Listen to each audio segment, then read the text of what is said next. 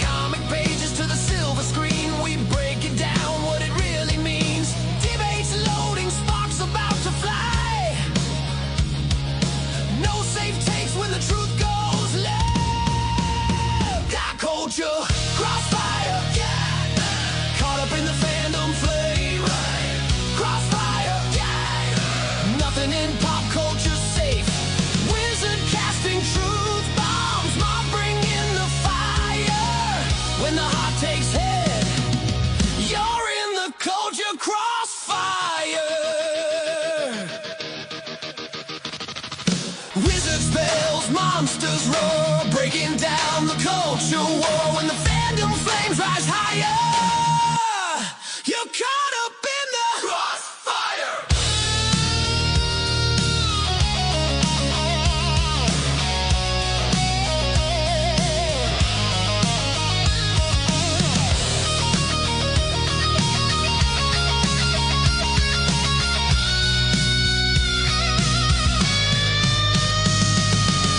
Crossfire, caught up in the fandom flame.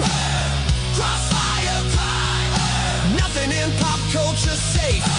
Wizard casting truth bombs, mob bring in the fire. When the heart takes hit, you're in the culture crossfire. You're caught up in the crossfire.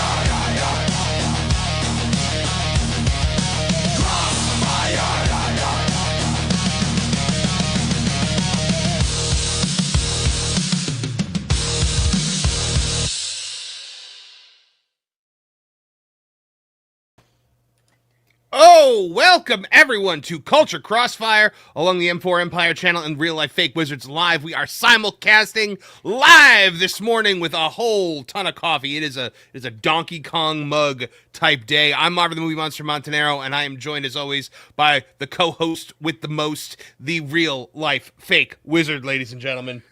Yes, we're here. What a week it is. It's Mandalorian week. In fact, It's Mandalorian Day. It's Mandalorian Day. We just a few hours now, and Marv, the whole world's Star Wars is back. We're back on top. Oh, we're back, We've baby. never been more back. We've never been more back. I am getting my adult Happy Meal ready for it, and we're just it is time. Yes, I have to. We got to crown it up. Crown it up for Mandalorian and Grogu. Yeah, I might have to get one of those again today for the pro show. What's crazy is I think, and my brother and I, we talked about this, and we're planning on doing a full product review line for all of the Mandalorian and Grogu product placements. Right. But the best thing to come out of this film happens to be the Burger King Grogu cookie shake. That's it.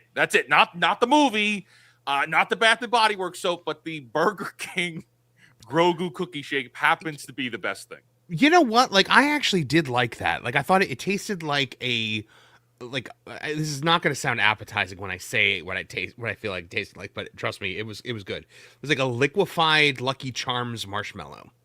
That is exactly what it is. Yeah. Yes. That is exactly it. right? Like, I the first time I took a sip of it, I'm like, it kind of tastes like Lucky Charms. So. And it's going away soon, because the movie will be out, and it's this movie's too long. This movie's going to be forgotten by Wednesday, so we have to get it while we can get it. We're going to talk a lot about that, Wizard, but before we do that, before we get into the nitty gritty of it all, we have a lot to talk about with the Mandalorian and Grogu, the box office projections that are looking very weak, and a whole bunch of other stuff to do with that. But also we've got things like Damon Lindelof, talking about what his Rey movie was going to be, and surprise, surprise, it was going to be an attack on the fans.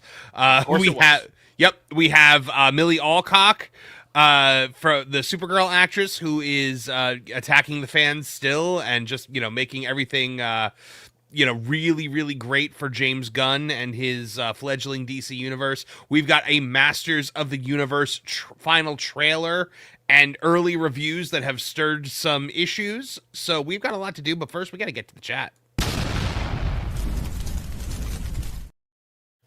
A few super chats here. Mark Fields over on my channel for 199 says for the whiz. No, hold on, that's on your channel. Oh, that was my channel was positive vibes to you all. Thank you, Mark Fields. Appreciate that. And over on your channel, for the whiz, positive vibes to you and your chat. Mark Fields, thank you for blessing both of our channels. Yes, this morning. Mark Fields is an equal opportunity distributor of positive vibes, and I like that. I appreciate that. Yes. Also over on your channel. Giovanni Garcia for 5 says, whiz, my boy. Hey, I gave you a shout out on Jay Dryer's stream, bro. I'm doing my part. Christ protect you, brother. Christos Anesti. Hey, appreciate that. That's great. I'm going to have to check it out. Right. I'm going to have to check it out. I got to make a note here. I'm going to write it down right now to check that out. I appreciate that. And thanks for being with us this morning. Absolutely. Very cool. Also over on your channel. Not a super chat, but I wanted to highlight it. Right. Tomas Mendoza says, hi, Wizard. It was my birthday this week. I discovered your channel recently. I've been really enjoying your content. Happy birthday. Happy birthday, my man. And I'm glad to have you here. And hope we're having a good time. There you go. All right. So we got some supers out of the way. We will stop for super chats. After but in between stories. But for now, Wizard, we have got to. Well, actually, where do you want to start? You want to start off with the Mandalorian? I think we can, because we're going to get into that. And we're going to talk about it for a long time. Yeah. I think maybe we should do some of the smaller ones first. You want to do Rey, or do you want to do Supergirl first? Let's do Rey. Or Masters of the Universe. I can't stand Damon Lindelof, so let's just we'll get the rant out on him first. Yep. All right. Well, ladies and gentlemen, we are going to the culture. Damon Lindelof talking about this Star Wars Rey movie that he was hired to write and fired from writing. And surprise, surprise, Wizard, this is not something that was going to be kind to Star Wars fans. Believe it or not, what we can perceive to be the villains in this would have probably been people like you and me, people who like the original Star Wars. So, we got to dive into this because what he says is so... there's so much transparency here about where Lucasfilm's heads were at, where Kathleen Kennedy's laser focus was. And remember, this is a time post-sequel trilogy in which they were already like, okay, this is already faltering. We need to do something. We need to fix this. And Kathleen Kennedy's, apparent plan here was to fix it by doing the same thing all over again. Yeah, and look, Damon Lindelof doesn't have a good track record. No. He's produced mostly crap throughout most of his career, and the fact that he was even going to be involved in Star Wars makes me take pause. Even right now we have the upcoming Lantern show, which we know is already going to be a disaster. I can't imagine, Marv, what really could have been worse, The Last Jedi or a Damon Lindelof Rey project. Oh, I agree. I think Damon Lindelof Rey project would have been so much worse. So for those of you that are not familiar with Damon Lindelof, let me explain something to you. You all know who J.J. Abrams is, right? You all know that he is the supreme hack, the perfect hack that descended on Hollywood, doling out mystery boxes to studio after studio, sitting back and watching while people guessed about what was going to be the answer to the great mysteries that he put out. Also, he was himself guessing because he had no idea because he's a hack. He took a machete to Star Trek, came into Star Wars, did the safest movie possible with The Force Awakens. It was actually well received. Then along came Rian Johnson, who kicked in the door and burned everything down. And then J.J. Abrams returned to try to burn down everything Rian Johnson did in The Rise of Skywalker, a movie that cost $600 million and actually lost money for Disney. Damon, now here's the thing. Much like the concept of sin from Final Fantasy X, J.J. Abrams descends upon the land causing havoc in the entertainment space. But also like the monster of sin, lesser, smaller hacks fall off of him and attack the populace through like individual cities. So Damon Lindelof is one of those. The two idiots that are currently destroying Tolkien's legacy over at Amazon are also J.J. Abrams' disciples. These J.J. Abrams' disciples show up in the entertainment world and they just start destroying everything in their path, and they get these opportunities because they're J.J. Abrams disciples. The guys who did Once Upon a Time, J.J. Abrams disciples. The guys the guys doing Rings of Power, J.J. Abrams disciples who didn't have any real credits to their name, right? And were handed the most expensive thing. Yeah, so this is a J.J. Abrams problem. But let's listen to what Damon Lindelof has to say about his Star Wars project. And just to talk about the bantha in the room, I was fired off of a Star Wars movie. So asking me, they asked me, what do you think a Star Wars movie should be? And I said, here's what it should be. And they said, great, you're hired. And then 2 years later, I was let's see what he thought it should be. Fired. And so I was wrong, at least through that prism. But what we were attempting to do, my partner Justin Brick Gibson and Raina McClendon and I, what we were attempting to do was to have this conversation in the movie, which is to say there is a force of nostalgia and there is a force of revision, and they are at odds with one another. Oh, there we go. There it is. There it is. But notice there's a very particular word choice. See, word choice matters in stuff like this because he's revealing a truth here. The word he uses is revision, not anything else. Like revision is an adjustment and a change of the past for what you believe needs to be revised, right? It's not an addition to, it's not a continuation of, it's a change to the past.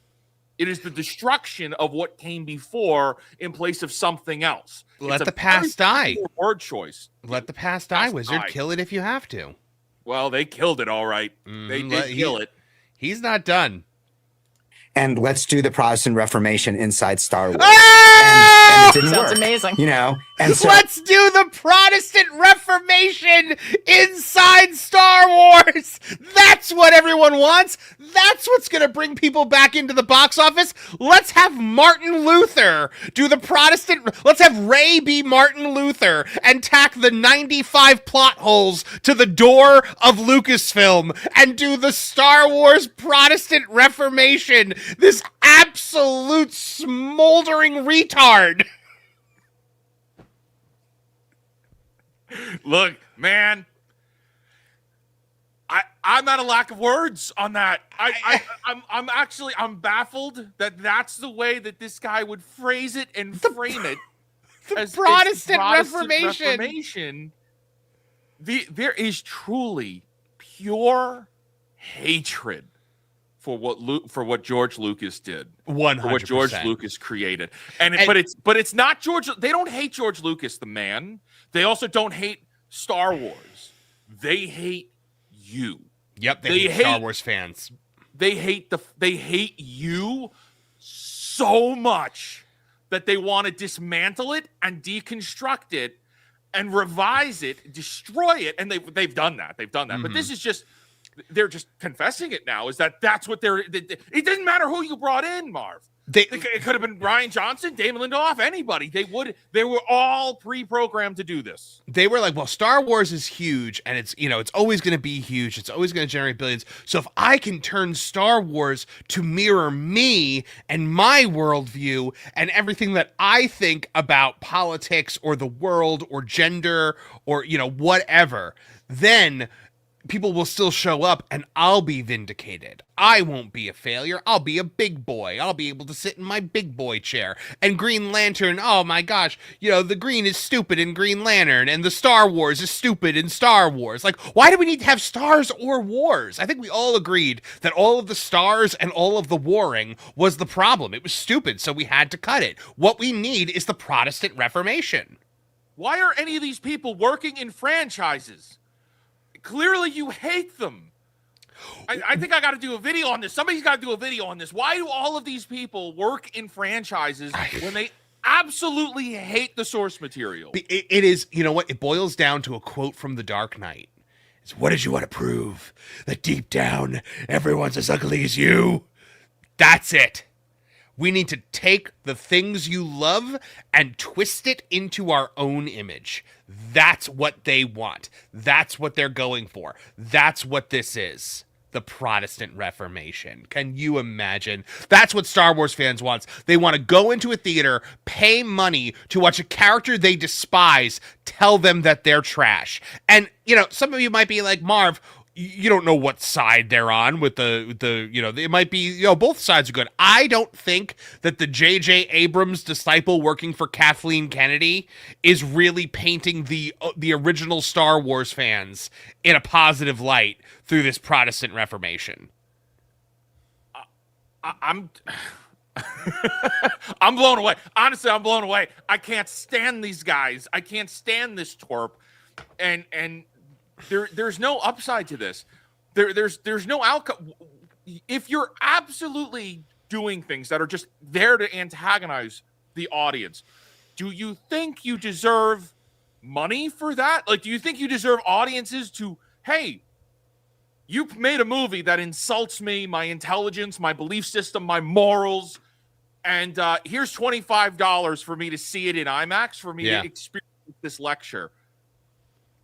Like, I have choice words I'd like to say, and if we weren't live streaming right now, I'd be using them. And they're not nice. They're not nice, Marv. No, not nice at all. And these guys, and they're look, terrible. This is why, like, the biggest thing on my channel is we're like, we need people to create.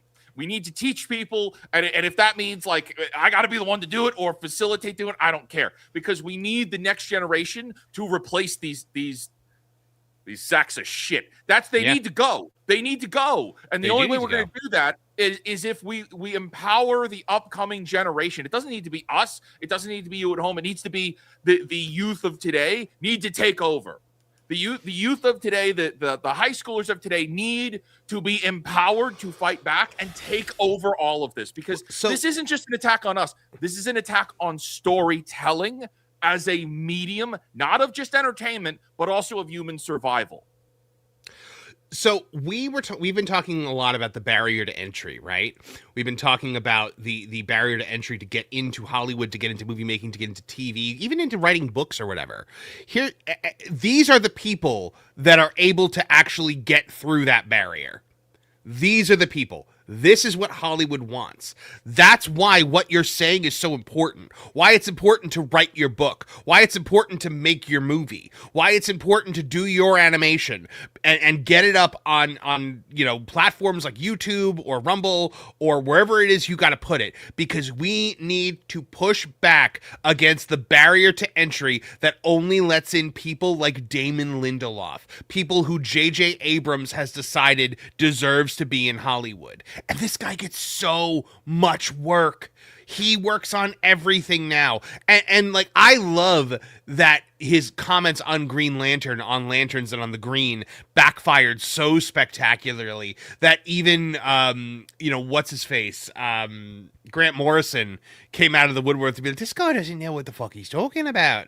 Like, but you know what, though? Do you know what this guy proved with that? And he's already done it before. He did it with Watchmen. He's retarded. But he's proved that he is a worm. Mm-hmm. If he is going to work in the shadows. He's going to do things against you the audience. And then if you call him out on it, or if somebody higher than him on the totem pole, the status totem pole, calls him out on it, he's going to go, oh no, I'm just a little bean. I'm just a little guy. I'm just a little Damon Lindelof. But secretly, this is the worst kind of adversary you can have.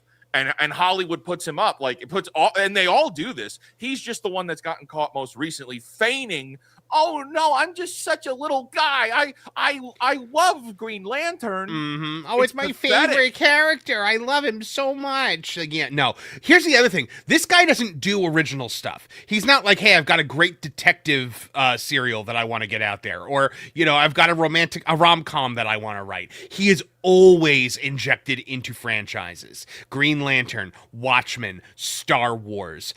You know, ever since Lost, which, you know, Lost was an original IP that they all worked on, and then they all just started infecting, you know, established IP. and like just create your own thing, dude. If this is what you want to do, if you want to be a deconstructionist, if you want to make a statement about sci-fi fans, you know, and have the Protestant Reformation of science fiction in general, go make that movie. Don't call it Star Wars. Don't you dare. And Kathleen Kennedy was all too happy to let him in the door. And you gotta think that 2 years later, he says, so he's hired to write this, I would say probably, so when does she make that announcement? 2023, right? Was the Star Wars Celebration? So let's say that this wasn't a knee-jerk decision, right? And they hired him in 2022. That means he's fired. So it's 2022 to 2023. He's fired 2 years later. That's 2024 to 2025. That's the point in time where we're post-Acolyte. And everyone pretty much agrees that Disney went, no more of this crap. Right. So he survived long enough for yeah, I think you're right. Yeah, that timeline works out. It would have been around the Acolyte. Was the Acolyte 2024 or was the Acolyte 2025? Well, it had to be 2024, right? 24. It was 24. Yeah, because that was like right when I was starting my channel. That's when I started mine too. Yeah. I started with the Acolyte. But you know what, Marv? Hearing what he says here, it dawns on me. It's like the goal is we're going to come in and we're going to tear down what was and replace it with something else. They did that. It just wasn't done by Damon Lindelof. No, they did do that. Yeah. So for him to come in and what another element to this is if they were to saying that he was too extreme. Oh my good gosh, because what they did was extreme. What they succeeded in doing was extreme. And it makes me think, like, is this just all of Hollywood in totality is hatred for the audience? And the answer is yes, but I don't want to face that. And I wish we had more empirical data to prove. Like, I wish we had like clinical empirical data to just flat out prove these people are bad for you. They're like this mindset. It's bad for business. It's bad for you as a person. It's bad for mental health. It's bad for humanity as a progressing like civilization. This is bad for us. Not just for Star Wars and not just Marvel or Disney or whatever the heck. This mindset of anti-humanism, because that's what it is bad for us. Yeah. You think about this, like the sequel trilogy, what it did. The first one was, I would say, probably for the fans to an extent, but they were already starting to subvert fans, right? They were like, well, you know, you think that it's going to be former Stormtrooper becomes a Jedi, but we're just going to give you a New Hope again. And by the way, surprise, surprise, we're not going to actually put this in the trailer because nobody will come see it, but the Jedi is the girl. You know, that's who it's going to be, instead of being the former Stormtrooper the way you all thought it was going to be. I was excited for former Stormtrooper becomes a Jedi as the elevator pitch of this movie. And you know, then we got The Last Jedi, which was basically like antagonistic to everyone. Your hero's a sad sack loser. Everything you thought from the first movie is dumb. I'm gonna have emo Vader, you know, give an entire speech about how everything that you love is stupid and you have to let go of it to embrace the new stuff. Then we're gonna talk about how the rebellion and the you know, the Empire all buy from the same horrible people, and you know, they're all the same because we go to Canto Bight and we have to you know, learn all this stuff about how crappy the Resistance and the Rebellion are. I cannot stand it, dude.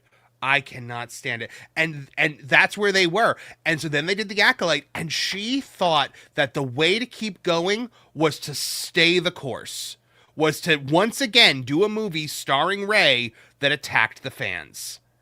And then Disney, you gotta think Disney stepped in and was like, or I would say Alan Bergman stepped in, because he's the one that pulled the plug on the Acolyte.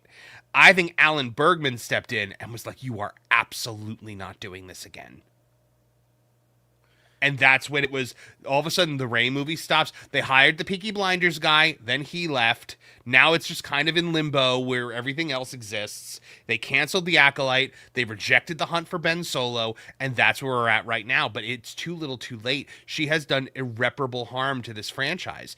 I think if there's ever going to be any kind of comeback, it's going to take a very long. It's going to take 10 years of projects that hit creatively. Even if like it's going to take Andor level projects, nothing but that for a decade to get people back into Star Wars. That's not going to be enough because the normies have checked out.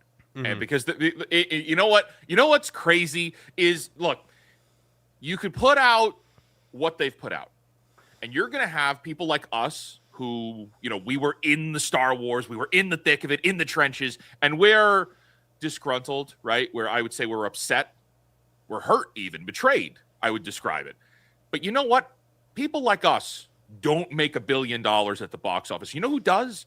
Normies. You need to have normal, regular folks willing and able and interested to go see your stuff. And Star Wars being as big as it was, they went to see all the sequel films. However, normies, whether they know it or not, you can't pull a fast one on the normal folks. Everybody thinks that normies are stupid. Normies are not stupid. They're very intelligent. They're just emotionally detached from fandom. They're very intelligent. And here's the truth. Whether they can express it or not, or whether they even care to express it, they feel boredom too easily. And it's almost like an instinct with these people. The more I study normies, the more I realize, even just from marketing, like from a 10-year profession in marketing, when they realize that something is bad for them, they label it as boring, right? Or it's something that they're not interested in anymore.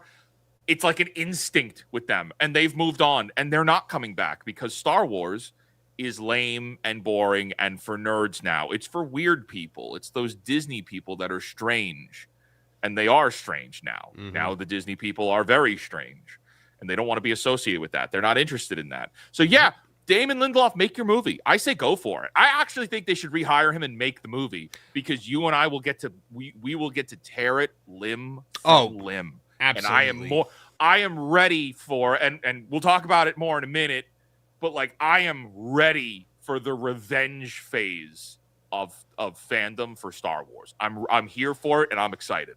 Well, there you go, guys. Damon Lindelof was going to take a machete to Star Wars. Thankfully, it didn't happen, but who knows what is next for this franchise. All right, back to the culture.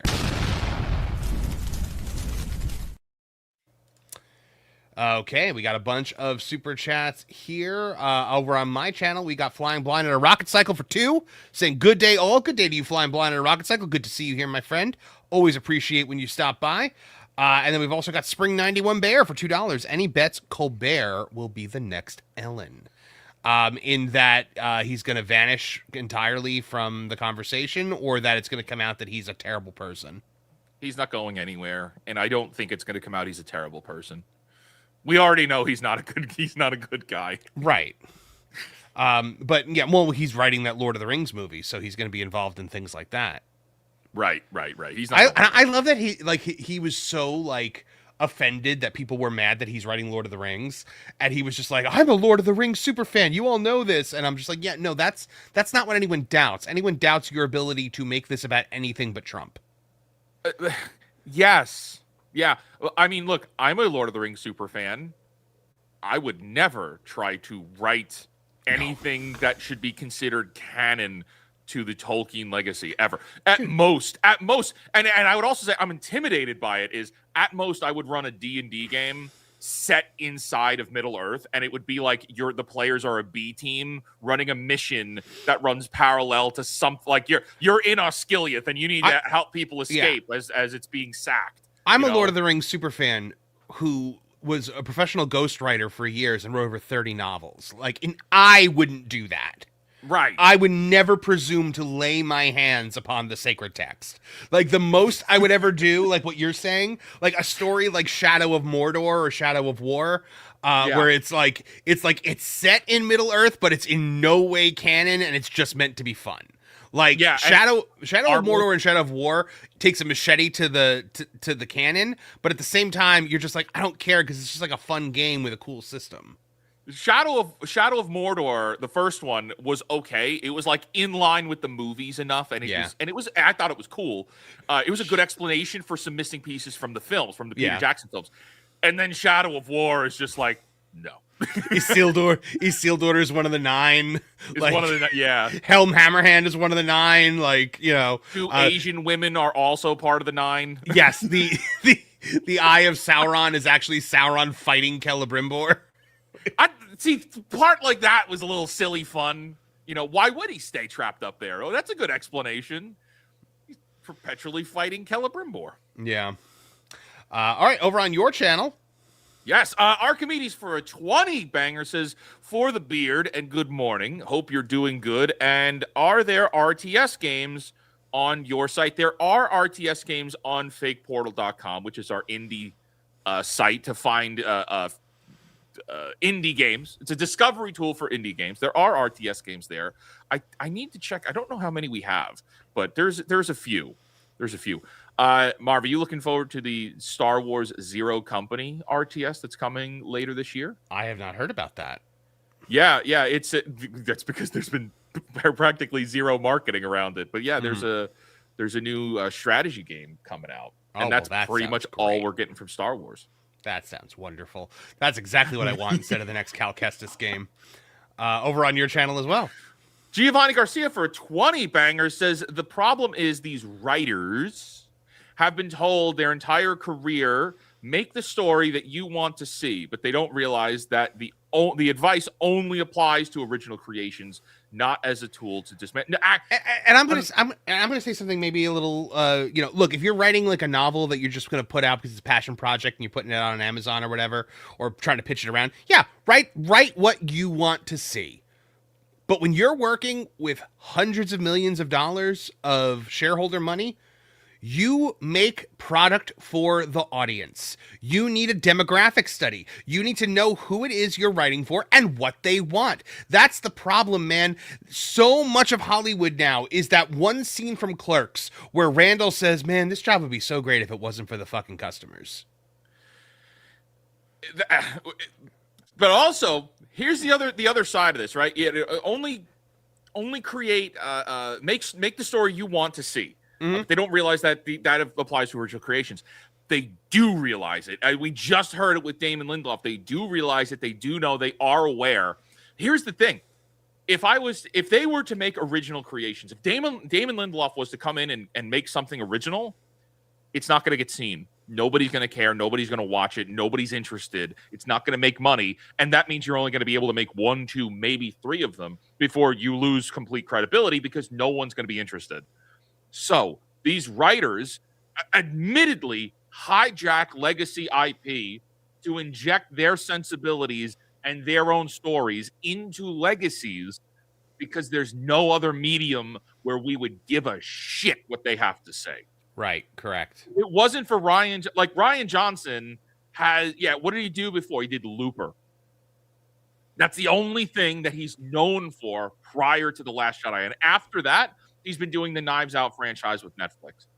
So he used the death of Star Wars that he triggered to springboard his career into something else where people pay attention to him. But yeah, it's they know exactly what they're doing. But also, Giovanni Garcia also sent in a sticker, a Press F sticker for 10 jewels over on mobile. We see that coming in here. Thank you for that.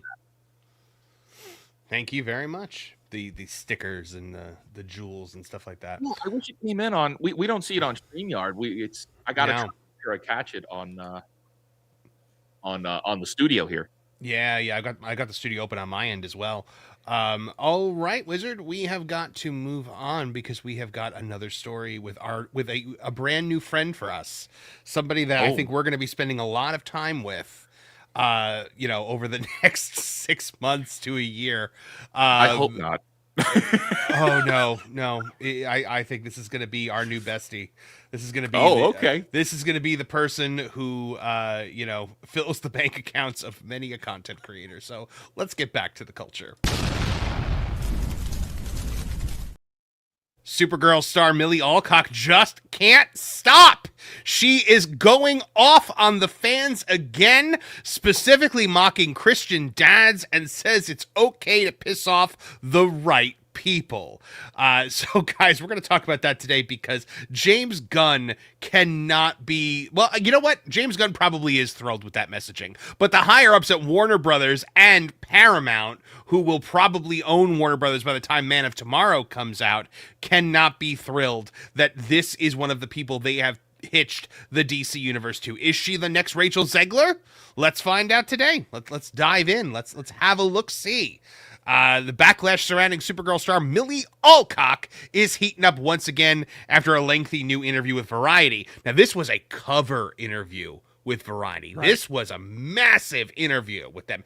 And Wizard, it is the most sycophantic, like bowing, scraping, worshipful celebrity interview I've ever seen. Of course, I expect nothing less. In the interview, she doubled down on previous criticism of fans, mocked critics that she described as dad of four Christian, and declared, quote, if you're pissing the right kind of people off, you're doing okay. The interview intended to position Alcock as the edgy new face of DC Supergirl instead reignited criticism about that modern Hollywood continues to frame fan disagreement as toxicity while dismantling large sections of the audience outright. So, in the interview, Variety frames criticism surrounding the series as part of a toxic subset of fandom, writing, despite the show's success, as the first season rolled out, something shitty happened on the internet. A toxic subset of House of the Dragon fandom pitted the younger actors, who became immediate fan favorites, against their adult counterparts. It should be noted, and this is me saying this here, that fans preferring one cast over another on a television show isn't an ugly sentiment. It's fans, aka customers, making their preferences known. As Henry Cavill once very famously said, you know what? I'm not even gonna say what he said, even though it's here in the article. I'm gonna play you what he said because I believe I have it as a clip. I'm pretty sure I have it as a clip. Because it's a good clip. It is a good clip, and I do typically keep it handy. Nope, you know what? I don't think I have it as a clip anymore. I think I may have deleted it because of space Storage? issues. Because StreamYard only lets you have so many things. Your StreamYard's terrible. Yeah, no, I kept the Kathleen Kennedy one, and I got rid of the Henry Cavill one. All right, so I'm just going to read it then. He said, it is a fan's right to have whatever opinion they want to have. And people are going to be upset, especially when you're talking about books or games, because you're never going to be the exact person who they had in their head or who they played on The Witcher 3, for example. I don't necessarily consider that toxic. I just consider that passionate. And, Henry Cavill, ladies and gentlemen. Henry Cavill. Superman away from him. After that interview, Hollywood kind of turned on him. Yes. Yeah, he's been hanging out with Guy Ritchie ever since. The Warhammer project has been locked up in Hollywood purgatory. Mm-hmm. And, he's doing a Highlander movie, but if that Highlander movie doesn't do gangbusters, I think we're saying goodbye to Henry Cavill. I really hope not, because he is somebody that we need out there, man. He is the voice of the fans. I still my feelings on the Snyder movies. I don't like them, but I still think that there was a great Superman buried in there. We got to see it a couple times when there's moments where when he flies for the first time in Man of Steel, and he has that moment where he smiles and laughs and he's just enjoying the feeling. I'm like, that's Superman. All right, cool. He's being Superman there. We keep running into that though. Where there's good actors and terrible writing. David Cornsweet, great Superman, terrible movie. Yeah. Because my favorite moment with that so eloquently describes the problem with the Snyderverse Superman was Batman versus Superman, when Lois is like, Clark, people died, and he goes, I don't care. And I'm like, oh, like Superman. A very Superman thing to say. Yes. That this is not dissecting Zack Snyder. That's for another day. The piece then, of course, escalates the rhetoric further by framing fan disagreements through a gendered lens. They say the entire point of House of the Dragon is the tragedy that these two young women who love one another fall out because of the men around them want them to be divided, to serve their own patriarchal Game of Thronesy agendas. For many of, but I love how it's patriarchal Game of Thronesy agendas when like the two main Game of Thronesy agenda drivers were two women. Yeah, it's two women in this show. But not just is it two women in this show, which by the way, they're not being like these two women in House of the Dragon are not being manipulated by men. Right. They are just turning on each other. They are the heads of their respective houses. But I'm talking about like you want to say Game of Thronesy. Game of Thrones had Cersei Lannister versus Daenerys Targaryen. Right. And that was always the struggle there. Cersei Lannister, even when she was the queen, was still pretty much running things. But for many readers, however, this once again crossed the line from criticizing online harassment into broadly painting fan criticism, particularly criticism from male audiences, as inherently toxic or misogynistic. Now, here is where she doubles down. At the time, so there, remember a few months back, she had a Vanity Fair interview where she said, "Oh yeah, simply existing as a woman in that space is something that people comment on. We have become very comfortable having this weird ownership of women's bodies." When discussing the backlash to those remarks of Variety, she complained that people interpreted her comments as criticism directed at men. "I didn't even say men. I said people. And they got so angry. I was like, you're proving my point. You're proving my point. If that's proving your point, then you were talking about men." Am I wrong there? I can't wait for this movie to tank. I just can't wait for this movie to tank because there's gonna be the spin. There's gonna be all the pomp and circumstance, right? But when the dust settles, we're gonna look back on this. Actually, it's gonna happen in real time because look at Snow White. She's Snow Whiting right now. She is Rachel Zeglering right now. Every time she's opening her mouth, she's antagonizing the audience that needs to be interested to be going to pay to see her movie. Her movie that is quite a big budget, by the way, and needs to make quite a bit of money to be a success. Yep, it's not going to be. But like, I didn't say I was talking about men when I said that people want to have ownership of women's bodies. You know who has ownership? You want to know who has ownership of women's bodies? Women! So, to criticize somebody who has become very comfortable at having a weird ownership of women's bodies, you are obviously criticizing men, you short bus reject. Like, what the frick, man? Like, look. I want to take it from a different spot. If you were to say, let's say she has all these beliefs, right? You know, she isn't happy with the Christian dad with 4 kids. She thinks that there's problems. Okay, go be a politician. Yeah, go do politics. Mm-hmm. I'm done taking ideological or political or any kind of ideology, philosophy from actors and actresses. And isn't she like 23, 24? 26, I think. You've done nothing. Nothing. You've done nothing. You have no position to be belaboring down. You played a teenage uncle fucker. That's about it. You did a single show, and then you're already Supergirl here. You know, shouldn't the whole thing be just empowering young girls to like go be the best they can be, which is something we desperately you know what? need That right doesn't now. that Like, doesn't even need that. But that doesn't even need to be the thing. It should just be empowering people. It should just be giving a story about heroism. Xena was inspiring to me as a kid, even though it was a woman, because Xena and Buffy embodied actual things that like actual intangibles that that could be applied to everyone. Kindness, compassion, leadership qualities, not backing down, bravery. Like, these are things that can speak to everyone. I'm so tired of every time it's a female superhero, they're like, this is for the girls. I'm like, they don't want it. They want The Devil Wears Prada. They want Barbie. They don't want Supergirl. And she came out on Superman Day. Remember when she came out on Superman Day and was like, this year, Superman Day is also about Supergirl. No, it's not! Yeah, no, it's not. Because there'd be no Supergirl if there wasn't Superman. What you should have said was that this year on Superman Day, we acknowledge and pay homage to the original superhero, because without him, there'd be no Supergirl. That's what you say. Not they're on the same level.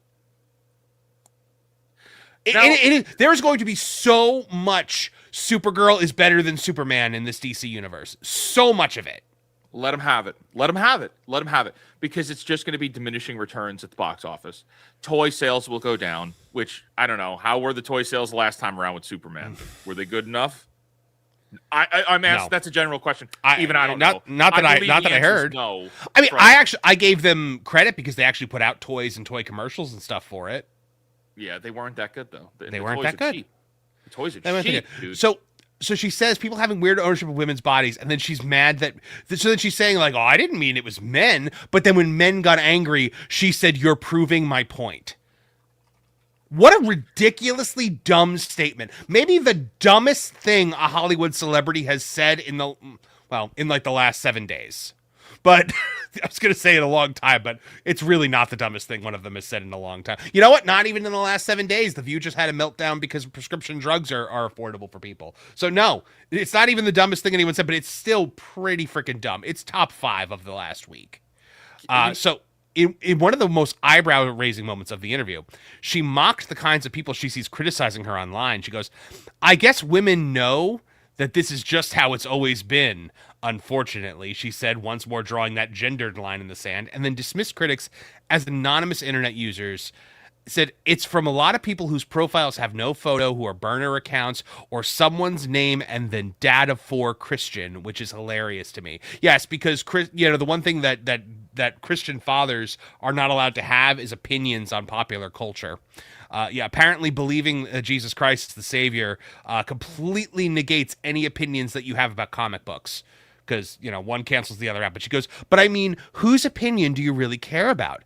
If you're pissing off the right kind of people, you're doing okay. So you're knowingly and actively, passionately antagonizing your audience. Now, look.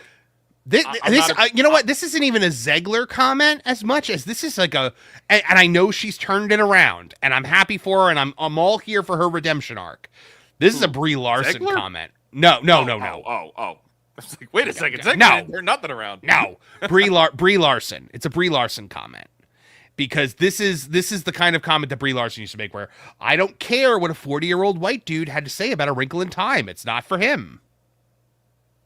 That's exactly what this quote is. Yeah, but the 40-year-old white dude that has the 4 kids that he needs to take his children, his family, to see your movie. You do care about his opinion. You are supposed to care about what they have to say, because those are the people you need to win over too.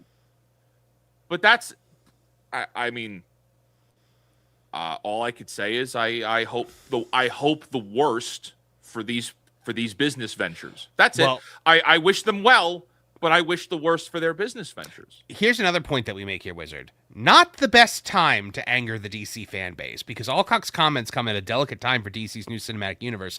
Alienating audiences and disparaging fans is never the best strategy when the DCU, especially when the DCU is struggling to justify its existence. The Variety interview practically makes this point for you. With an interesting admission about the performance of James Gunn's DC up to this point.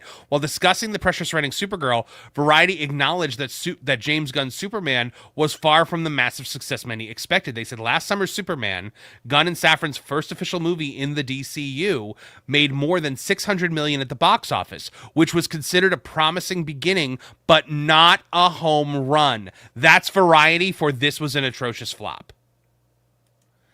And guys, we remember Netflix co-CEO Ted Sarandos, while under oath during the proposed acquisition of Warner Brothers by Netflix, brought up Superman as an example of a movie that lost money. And he knows because they were buying the company, supposedly, or trying to, they were given access to the financials. He said this under oath to the federal government, Wizard. Yep. And what a devious way to do it. Like I respect it. Yeah. I respect the hustle there of Superman didn't make money. Yep. But here's the thing, DC is doubling down on this girl. Like they are all in on her. They want Supergirl to be a major part of this because Peter Safran said in this Variety interview that she's not a one-off experiment or side character. The studio's already heavily positioning her as a cornerstone of the franchise's future. He said Supergirl will return in Man of Tomorrow, emphasizing that she is a major part of what we're doing. I'm sure Disney had plans for her too. Look, didn't work out that way, did it? Maybe I'm old school with what I'm about to say. I have opinions on things. Marv, you have opinions on things. Everybody at home, you guys have opinions on things. Mm-hmm. But and for us and who we are, I'm dressed like a wizard on a morning here. We're doing this video. I'm allowed to be able to voice my opinions, and then if I voice my opinions, I accept and acknowledge the ramifications of what people do when they hear my opinions. Okay, I have to be aware of that. In this case, there are hundreds of millions of dollars on the line. And it is your job to not only act in the movie, but then to sell the movie. You are a marketer. If you're an actor, you're also a salesman for that movie. It is your job to get butts in seats because the studios bet on you to the tune of hundreds of millions of dollars, whether it's Zegler or Brie Larson. See, that's Brie Larson turned it around for Mario. And God bless her for that. She figured it out. Whether she believes what she's saying or not, I'm still a little skeptical. I don't think she's bought in. I actually sell. Yeah, I know. I think that she's actually showing us who she really is now, just based on things that I've heard from people that have met her. But she's showing us who she is now, and I think that Disney was pushing her to be the activist because that was what they thought would sell at the time. Wait a second. So are you telling me Disney would negatively impact the career of a young woman in Hollywood? Go Say figure. It ain't so, Marv. Well, Say it ain't so. And I think Zegler was also pushed into this, but I think Zegler is a true believer. I think everything Zegler said about the original Snow White was Disney-approved talking points, but the thing is she doubled down on it. And she has since doubled down on everything and just completely, doing interviews where she compares herself to priceless works of art and things like that. Millie Alcock, we are in an era now where that this kind of rhetoric doesn't work. But and you're doing it anyway. If Millie Alcock, you're Supergirl. You are like, okay, Supergirl, maybe not nearly as important as Wonder Woman or Superman or Batman, but you're Supergirl, all right? People like Supergirl. You're supposed to be an inspiration to the young, not only girls, but also the young boys of today too. You're supposed to, everybody, it's Supergirl. You're supposed to be inspiring. Millie Alcock might vehemently hate the audience, may hate us, and may hate the fact that we're talking about it. And I think that's fine. And maybe to some extent, maybe that's healthy. It's not, but it's not in the way it is now. But maybe to some extent, having a disparity there of ideology is a good thing. Maybe. Let's just be as open, generally minded as possible. Yeah. Don't talk about it, though. Yeah, man. Don't talk about it. You're supposed to be I'm Millie Alcock. I'm Supergirl. Supergirl is for everybody. Supergirl is the hero for everybody. Superman is the hero for everybody. Batman's a hero for everybody. The best values of humanity, the best values of both men and women, regardless of the gender of the hero. And here is constantly berating the audience for not being for not being a woman, frankly. Well, and for not just blindly so they actually give a quote from one of the producers of House of the Dragon, where he literally says, like he talks about the discourse around House of the Dragon, and he said people should have just, like the discourse, like the only conversation around the show should have been how good it was or something like that. It was something along those lines. Like it should have been like praising what we were doing. And I'm like, that's not how this works. A restaurant, like if you get food at a restaurant and it's terrible and you write a review that says this food tastes like vomit, or like this tasted like crap, is the chef then going to go online and be like, toxic diners are coming after me, this is misogyny and racism? Like, no, you were served a product, you didn't like it. If you buy something off Amazon and you take it out of the box and it is either A, not what you ordered, or B, something that instantly breaks, and you give it a 1-star review, you are not toxic. You are a customer giving feedback. It is your right. This is made for you. These Hollywood celebrities have this opinion of themselves that it is their right to be rich and famous, and you are required to consume the content and respond only positive because they deserve it, because it's their dream. When The Rock's daughter came at me because I said she didn't have charisma, which by the way she doesn't, people were saying to me, how dare you, this is her dream. I'm like, I don't give a flying crap if it's her dream. It could be my dream to play shortstop for the Yankees, but at the end of the day, if I sucked at it, I don't think they're going to keep me there. Like, should I be the shortstop for the New York Yankees because it was my dream to be? By the way, it was never my dream to be the shortstop for the New York Yankees, but it was the most ridiculous thing I could think of at the moment. Oh no! You are not entitled to opportunity. You work for opportunity. You earn opportunity. You appeal to an audience for opportunity. It's why you don't ignore the chat when you're having these live streams, because we are here for you. We're serving you guys, and when you guys give us feedback, we don't just say, "Oh, they're being toxic, I'm not gonna," we actually consider your feedback when we're making content, because we know we're making content for you. You are the consumer. We are the provider. And you know why? And I guess I think we could resolve it with this. Do you know why the chef isn't able to go and attack the family that didn't have a good meal? Because there's not enough money in play. Mm-hmm. Because that chef would lose everything if they were to retaliate against that. But that's also because they're the business.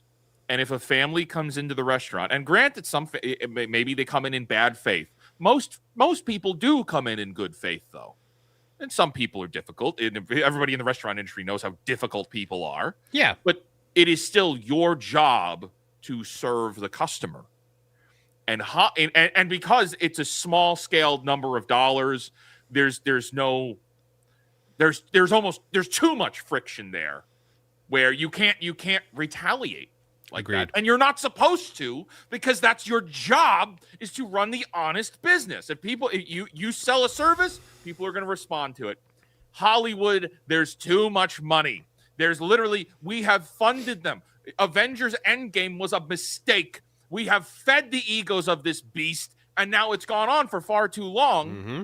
And they think they're unstoppable. So now we get this 26-year-old Supergirl actress who thinks she has every right to tell us how we're all supposed to believe and think and feel. I think if you could scroll to the top of this real quick, just to read the headline again that you have here. So, yeah, here we find a 26-year-old, the Supergirl star, mocking, while advertising for a multi-million-dollar movie, mocking Christian dads, and says that it's okay to piss off the right people. And that's where we are. That's Hollywood. That's not just Millie Alcock. We had this with Zegler and all the other people that we've named and covered. They think it's okay. We saw it with Eric Kripke on The Boys just 5 minutes ago. What an implosion that has been, by the way. Not just the show, but that dude and his thin skin about anyone criticizing what he's doing. That the boys' official X account yesterday flat out mocked the death of Charlie Kirk. Yes. Flat out mocked it. Shared a post that was mocking it with an image to continue to pile on. And they do that once the show is already off the air, because now you can't retaliate by not watching. And they also, Kripke himself vocalized that he considered it an ego boost that Elon Musk responded to the depiction. Well, responded negatively to the show that depicted Elon Musk's assassination. Right. And that's yeah, an ego boost. It 100% did that. It 100% did that. Yeah. People are acting shocked about the Charlie Kirk thing right now. So while it is off topic, I will just share it very, very quickly here. Oh, we should. Yeah, it's out there. Yeah. So this is an article from Geeks and Gamers that I wrote yesterday. So the boys shared this from a fan source that says, the source tells me the deep is stable, please God. Now, this was a parody of Tim Pool after Charlie was shot, saying, source tells me Charlie is stable, please God. The boys' official account, the boys TV with the Amazon Prime logo and the yellow check mark, shares this picture of the deep and retweets this. So putting their stamp of approval on it. Now, also realize this is how the deep died. Spoiler alert. Nobody cares. And with something coming through his throat and lower jaw. Yeah. So, and well, no one cares, as in no one cares that no one cares. Dies. No one cares about the spoiler. Yeah, I get it. Yeah. So and that's just we're just scratching the surface, but it's okay, because look, Superman. Hey, Marv, how many times have you gone out of your way? Because you're a nerd, you watch movies on repeat. We watch them over and over, right? Yeah. How many times have you watched James Gunn's Superman? So I saw it twice in the theater because I hated it so much the first time, and I was like, and other people were telling me it was good. Like Lorne liked it, Culture liked it. Force of Light, Valiant, they all liked it. So I was like, you know what? I'm going to give it another shot. And I liked it. I hated it less. I didn't like it, but I hated it less the second time around. Then it came out on video on PVOD, and I got it there, and I watched it again, and I was like, oh no, I was right the first time. I hate this movie. Okay, so you've seen it 3 times. 3 times I've seen it, yeah. You've actually seen it more than the average person. Yep. Because the average person's only seen it once or not at all. Mm-hmm. And it's gone down. Nobody cares. The Boys. The rewatchability on The Boys now after the finale is near 0. The rewatchability on Starfleet Academy is 0. The rewatchability on the upcoming Supergirl is based on that trailer, and you know, I'm judging a book by its cover. I'm acknowledging that I'm judging the book by its cover. The rewatchability will be 0 or not at all, because people don't care to see it at all. Agreed. And that's just the way all of this is going to be. So there you go, guys. Supergirl star Millie Alcock. Probably not the last time you're going to be hearing us talk about her, because if this is anything to go by, oh boy, she's not shutting up anytime soon. And, you know, we're going to be here to call out every stupid thing that she says. All right, back to the chat here. We have got over on your channel. Rangap for a 5 says, Henry Cavill, the guy who goes feral for a free gift of Custodes models, please let his Warhammer story be good. Look, they're not going to make it if it's not, like, he won't make it if it's not doing justice. Like, we saw what he did with The Witcher. I'm going to say I almost hope they... part of me doesn't want them to make it at all. And I know that may sound kind of crazy, but... No, I get it. Because there's plenty of things where, like, I used to always say, like, oh, the thing that I want more than anything is a Gargoyles, like, live action. You wanted it then. You don't want it. I wanted it then. I wanted it in the 2010s. Right. You know? And it could have been good in the 2010s. Yeah. Now, looking at it in the 2020s, I'm like, please never touch Gargoyles. I actually see... So, Henry Cavill is so I'm kind of identifying this. I figured this out with Gina Carano just a couple weeks ago, but there are vulnerable points in our culture, like really vulnerable spots. Gina Carano is one of them. The Hollywood trades may have been like talking positively about, I wouldn't say praising, talking positively about her leading into her fight, right? But they don't want to. They want to trash her something. Yeah, of course fierce. they do. Of Okay, course they do. so and we were talking. Well, if Gina Carano came back to Star Wars, no. They want her to come back to Star Wars because then they'll use her as a scapegoat for the death of Star Wars. It is only at that point will they throw Star Wars under the bus and say that it's Gina Carano's fault. Look, this is the worst performing show, because it will underperform because Star Wars is dead, right? And Henry by Cavill, the way, there's going to be a lot of hate thrown at Dave Filoni this weekend if The Mandalorian underperforms, because he's the head of Lucasfilm now and co-writer on the film. But remember, this movie was developed under Kathleen Kennedy. So this is a Kathleen Kennedy production. Sorry, go ahead. You're making the point about Henry Cavill. So Henry Cavill being a weak spot in the culture. If Henry Cavill's had a series of flops, including just this past weekend. You know, there's a Henry Cavill film in theaters right now. I did not know that. I think it's called like Into the Gray, and it's him and Jake Gyllenhaal. And it's a Interesting. Guy Ritchie film. Okay. And apparently it's really good, but I haven't seen it, and I haven't even seen a trailer for it.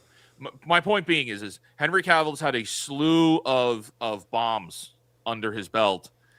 If a Warhammer project comes out and it underperforms, even naturally, they are going to use it to crucify him. If Highlander comes out and it underperforms, they're going to crucify him, which then is an attempt. Then all of a sudden they're going to blame the Snyderverse failing on him. Then they'll blame everything on him, and then they'll blame all of us that actually like Henry Cavill. So that's something to really consider when you're out there and you say Henry Cavill should do blank. Keep in mind, if you can't capture the normies, which are really hard to get right now, and it underperforms, they'll blame you. It'll be your fault, and that person's career could get hurt. Anyway, thank you for the comment. Thank you for the super there. Absolutely. Also, just wanted to point out over on my channel, Wolford McGruffle says, "Does Wizard read this chat too?" Yes. For the answer to both you guys, yeah, we both read both chats. So if that is a question that anybody has, like we have a feed on the side of our screen in StreamYard that actually shows both chats at the same time. We can tell which chat you're coming from, but we both are reading both chats. So. Yeah. So when you guys are on Marv's channel and I see, oh, Wizard is here, I'll come back next time. I see it in real time. I've never seen anyone say that. No, not here, not here. But I have seen that before. Okay. You know what? I think before we get dive into the Mandalorian, we have to dive into some He-Man stuff. All right, let's do the He-Man stuff. Yeah, we got to talk about He-Man because there's a new trailer out and there's early reviews out, and well, wait, real quick. Before we do that, I just saw come in. We just got over on my channel a girl power sticker for 300 joules on mobile. Oh, that's amazing. Thank you for that. Now to He-Man. All right, let's get over to. By the way, almost 800 people watching right now, Wizard, across all of our various platforms. And we're just going to keep growing. I love to see you guys here hanging out with us this morning. The day that we can hit 1,000 people concurrently, like across all of our platforms, I will be very, very happy. But let's talk a bit about what's going on with the He-Man. Masters of the Universe is the next big movie to come out after Star Wars, The Mandalorian, and Grogu, and there has been a lot of one step forward, two steps back with the marketing of this film, and we're seeing it right now. A new trailer just dropped, but right before that, right after the world premiere, we started seeing early reviews, and one of them very specifically angered a lot of people because an early review from Masters of the Universe celebrates themes of, quote, fragile masculinity, and we need to explore here today whether that is real or just critic projection. And we're going to talk about it today here on the Culture Crossfire. And we're going to even take a look at that trailer. So let's have a look, see here. This review comes from Andrew J. Salazar. And it states... Masters of the Universe is like a sister film to the first Thor. Struggles to find its footing in the first half, but once it locks in on its themes of fragile masculinity and ego, it makes way for an incredibly fun time that's also visually stimulating. Nicholas Galitzine is great. I hope I said his name correctly. But Andrew J. Salazar, he is the co-owner and managing editor of Discussing Film. Right. Marv, as we get into this topic, I just want to say, since the promotion for this movie came up, since they started promoting this movie, there has been the term masculinity, toxic masculinity, positive masculinity, negative masculinity. All these masculinity has been floating around this movie, and it's been positioned in either a negative way that needs to be reframed, restructured with these characters, or it's been used as like a crutch. And I just think, because we haven't seen this movie yet, this is very quickly becoming one of my most anticipated movies of the year, and I'm very serious about that because it's Amazon related here. I think it's all a crock of crap. I think this movie is going to be an Iron Man 1 style origin movie. I think it's going to be sincere. I think it's going to have some heart to it. I think it's going to be likable. Everything we hear about Skeletors, even Jared Leto is you don't recognize Jared Leto in the Skeletor performance at all. Mm-hmm. And I'm like, okay, maybe this thing is really good, and maybe everyone involved is just stupid. Yep. So, and this is what I wanted to point out here, because Lord Brian Urso, the lead guitarist of Gideon's Mob, it's a band, go out there and check them out, says, just because you want, he was responding directly to this Salazar review, just because you want to put in far left buzzwords like toxic masculinity in a film and look for things like that doesn't mean it was actually in there. The people I know that actually saw it said it was an awesome space fantasy fun and have no idea what the hell you're talking about. But please cram in more intersectionality bullshit talking points to your review. Maybe cultural appropriation? It's because the Hollywood apparatus, the Hollywood machine, cannot articulate argument without using I guess intersectionality would be the word, but buzzwords, without using these rhetorically charged buzzwords. I think it's even simpler than that. They don't know how to market to straight men anymore. They don't. They don't know how to market to straight blue-collar dudes. They have no idea how to communicate to them. And they also don't want to. But that's so like the director of the movie, right? The director of the movie, Travis Knight, and the girl who's playing Tila, they have both said things about toxic masculinity in this movie.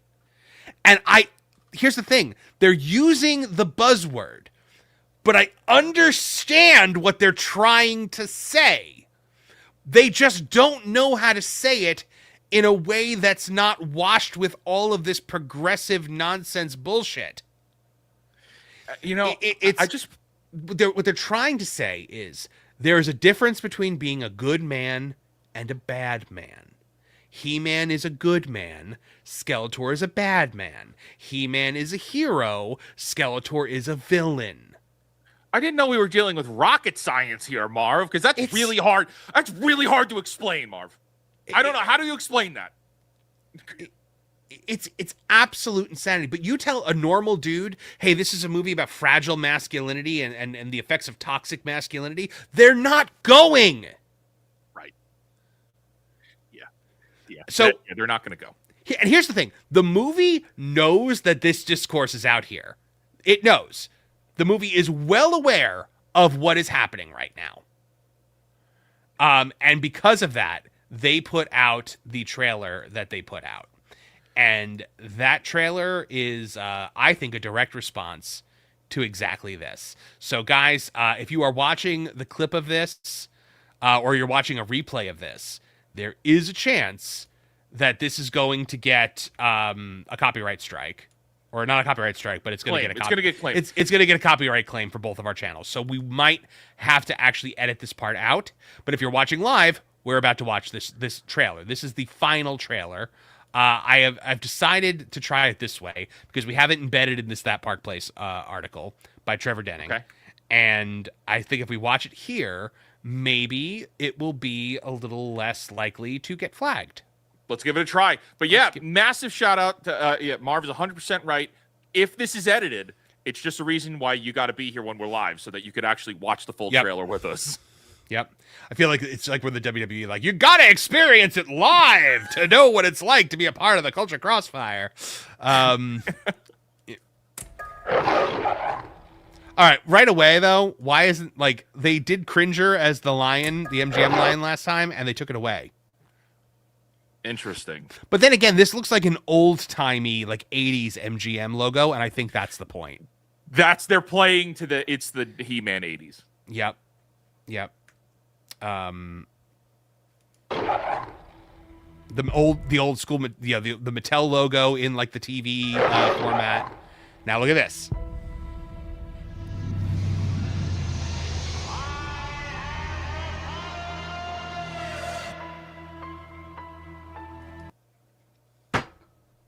Right there. I got chills.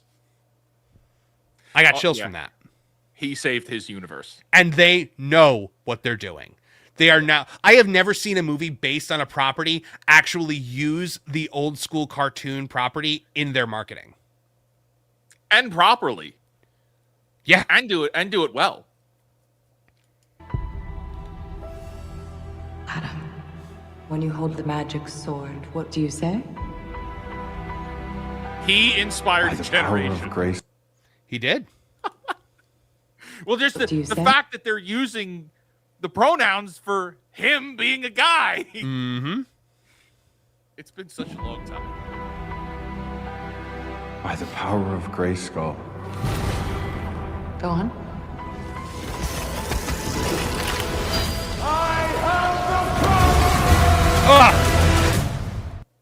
Again. Goosebumps. Could be like The Rock going. I'm convinced those aren't goosebumps, by the way. He actually has his promos on his arm in Braille. Now you're ready. This should have been the first trailer. Yeah. This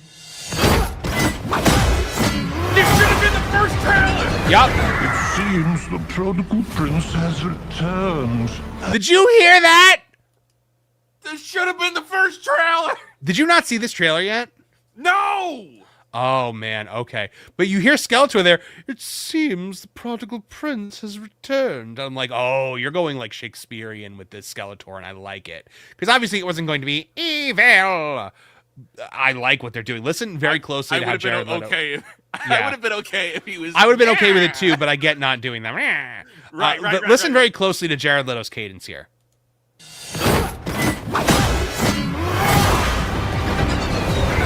Seems the prodigal prince has returned.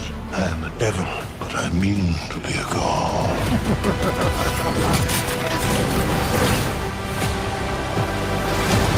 What am I? Come on, man. Okay, I haven't seen this trailer. I figured we were gonna. When I see trailers now, I'm just like, we're gonna cover it on Culture Crossfire. Right, I'm geeking out right now. This should have been. This should have been the first trailer. This should have been the first trailer. Shouldn't have had the pronouns in the trailer, even though it's a joke, and we know that it's supposed to be a joke. Oh, you still should not have included it in the trailer. It should have been this. Hold on, let me go back a little bit, just because it's just he's kicking ass. It's just him kicking ass. It's just him kicking ass, and Skeletor looks amazing, looks perfect. Is very clearly this just Shakespearean. Like villain, just utter villain, monstrous villain. You know, it's not going to be like, Skeletor could be considered the hero from a certain point of view. There's going to be none of that. This is a dude with a skull face who's screwing shit up. Now you're ready.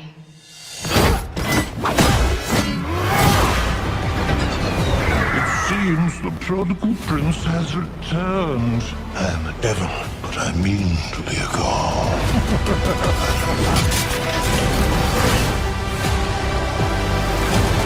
What am I supposed to do? You are he who will restore peace to Eternia. You are he who will restore peace to Eternia. Guys, this movie might be awesome. It might be. Skeletor took my family, and he destroyed our world. I'm gonna fight for it. Just wait.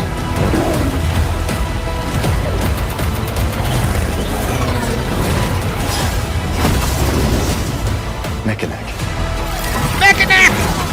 And Ram Man. Hell yeah! And you, Fisto! Mr. Allen! It's Adam, dude. Hey, put your neck away. Come on. It's gonna hurt when this movie underperforms. I know, it really is. And they're going to have no one but themselves with their stupid rhetoric to blame for it. By the way, you notice who hasn't spoken in this trailer yet? Her. Tila. Tila, who's an idiot actress. Yep. I mean, we're pointing out Mechaneck and Fisto. Like, come on. When they asked her, like, in the first interview that she did about this, she's like, "Oh, well, you know, she has a complicated relationship with her father and his toxic masculinity." Well, she's affected by toxic masculinity. I'm like, shut up. Shut You're up. playing a toy. You are a toy. Yes. We gotta get that clip in there for this.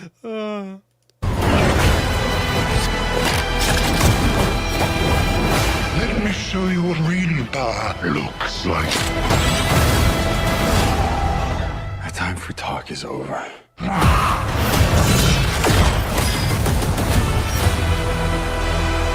Can you come help me with this? Whoa. It is quite heavy, so if you Oh, could just... oh my god, yeah. Okay. The one line she has is her gooning over him. Oh man. Wait, he's opening the jar of pickles. That's how the Yes! trailer ends? He just opened the jar of pickles for her and she was like, damn. Like we actually got to see a woman attracted by masculinity. Why do you keep saying toxic masculinity? Stop it! Like, if they had just not said those words, dude! Like, it's so dumb! Here we go. Can you come help me with this? Whoa. It is quite heavy, so if you Oh, could just... oh my god, yeah. And look at that. Hold on, we got a shot of that final shot right here. With Battle Cat. That's a wallpaper. That's a desktop wallpaper. That's right there. yeah, 100%, dude. 100%. Oh, man. Come on. It's who are the 5 people ruining entertainment, Marv? The writers, the journalists, the shills, the corporate managers or corporate executives, and the marketers. Yeah. The marketers. This movie's marketing has been shit. So bad. You do not have to push this on the woke crowd. They're not going to see it anyway. If you made this specifically for them, they wouldn't come see it. That's the point. That's the point of these woke movies. They don't come to see it. You need to be marketing this to blue-collar dudes who are going to bring their kids. Because this is the thing that I loved. You mean the Christian dad with 4 kids that The Millie Christian Alcock dad with, wants to insult? Yep. The Christian dad with 4 kids that Millie Alcock is rolling her eyes at over at DC that isn't going to go see Supergirl. That's who needs to see this movie. This movie needs to. All right, now I may catch grief for this if the movie turns out to be a rug pull, but now this needs to beat Supergirl. I need it to beat Supergirl. If He-Man can beat Supergirl, I am all for it. It's not gonna. I don't think it is. Probably not. I don't know, because the projections are like this movie's going to do 25 million, and it's like, whoa, that's bad. But like this needs to be the movie of the summer. It's not going to beat Toy Story. It just needs to beat Supergirl. Yeah. But you know what? I don't think it's going to be very difficult to beat Supergirl. I think yeah, I think fair. Supergirl's a $300 million movie. I agree. I think Supergirl's gonna tank. I But think it's good. Master I think it's going Universe- to do like Captain America: Brave New World numbers. If He-Man has a bad, okay, so like we're literally 2 weeks out from this, and we have, we get through Mandalorian and Grogu. If Masters of the Universe has good word of mouth, then this movie could hit. It could carry through the summer, right? You got Toy Story, but if it's like, hey, we got to see that He-Man movie, then it could do it. This is a big budget movie. This movie needs to make a lot of money to hit. I love this comment in the chat. What are you, nuts? Market the cool adventure movies toward people who have kids who would like cool adventure movies? Are you nuts? Apparently I am. You want to get nuts? Let's get nuts. Dude, this is not rocket science. No, not only is it not rocket science, it's my fear is the audience is too okay. We are in an age where people talk about like apathy towards the box office, apathy towards the movie theater, and that is very real. Toward It's very IPs in real to general, most- yeah. To IPs in general. This movie needs to have extremely good word of mouth. Yes. And I hope it does. But I also hope it deserves it. I hope it needs to be good. It needs to deserve that word of mouth. And then people need to go and support this movie. I posted this on Twitter a couple days ago, but I said, it's the weekend. We have great movies in theaters right now. You had the Michael Jackson movie. You have Sheep Detectives. If you're a horror fan, Obsession is excellent. We have, we talk a lot about the bad things here There's on the a lot internet. of good We talk about this a lot year. about the bad. But there is also really good underneath. And if we find it, you must support it. I don't think I could name 3 good movies last year or the year before.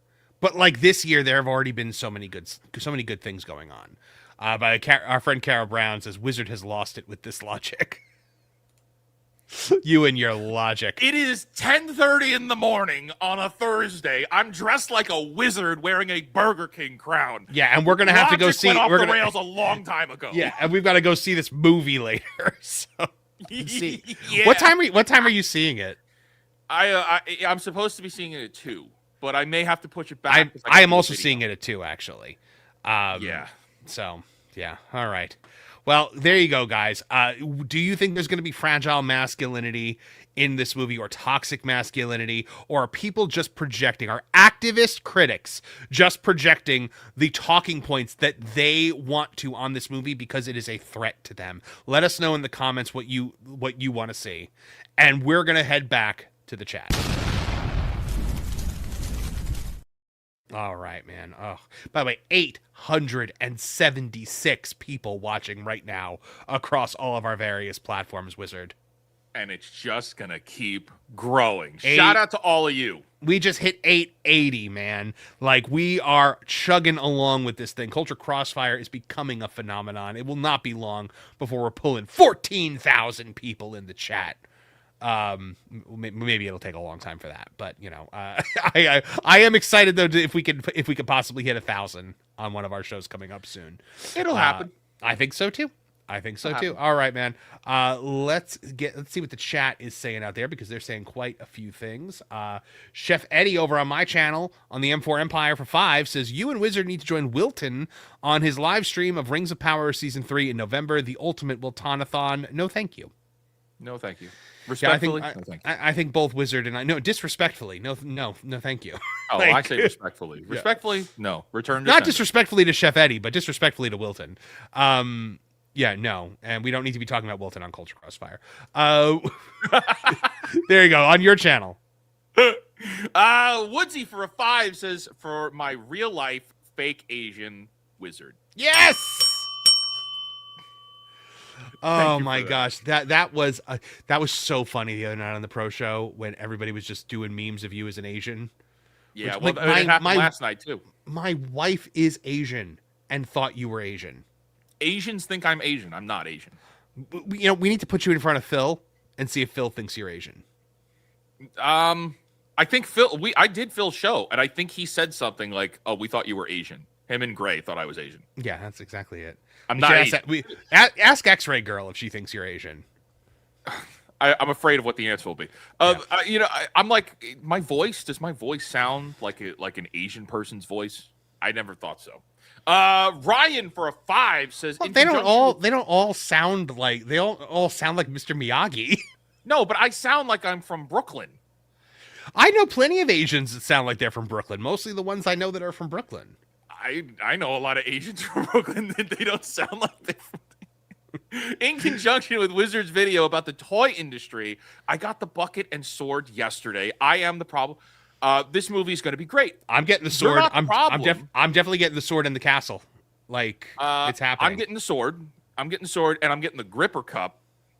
But no. All right. Real quick. You said I'm the problem. No. Okay, so that wasn't my point with that video. We're not a problem it's not a problem for us to buy the toy buckets. That's all that's left. That's all that's left of like movie merchandise. So no, you're not part of the problem, dude. I'm buying the buckets myself. And it's like you can't market toys to kids anymore because they don't care. So you're marketing toys to adults at the movie theater and they care. Like because you literally have to catch them as they go in and out of the theater because that's the only way they'll impulse buy it. Yeah, or us, hunt it. I'm definitely getting that sword in that bucket and that Castle Grayskull. 100%. Yes. If I go to Mando and Grogu today and they already have the He-Man stuff, I'm gonna get the He-Man stuff. Cinemark for you guys out there, the Cinemark theaters have announced that all of their He-Man stuff is out already. I really hope it's not going to be like Mario. I didn't get half the Mario stuff that I wanted to get because I wanted the what are the star guys? The Luma. I wanted the Lumas. I wanted all of them. I wanted all 3 colors of the Lumas. They were too big for me to get all of them. They were actually pretty big. Yeah, they had size to them, but yeah, they were sold out everywhere. I wanted the little Bowser cauldron too. It was sold out everywhere. The only thing I got was the Yoshi. Yeah, I want the power sword. I got the Yoshi. Yeah. Let's see. Bushin Ryukat over on your channel. For a 5, says first time here. Love the show. Number 1, I just want a 100% accurate live action Thundercats film by 2028. I'm sorry, that's never going to happen unless Okay, you want a Thundercats movie?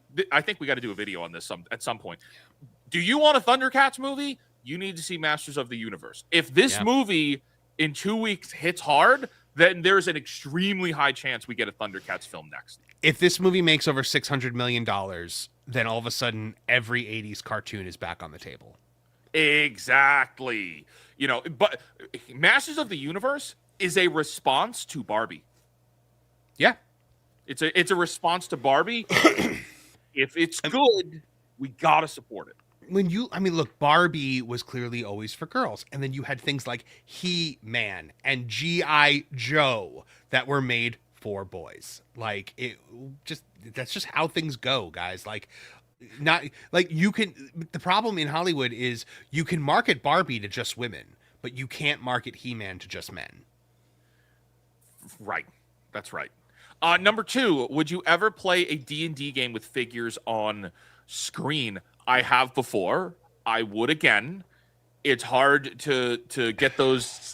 There's a lot of work that goes into that. And it depends on what you mean by figures, because sometimes you could have there's Foundry VTT, but it's like top down and you're looking at little tokens, or there really is like 3D animated like little figure characters.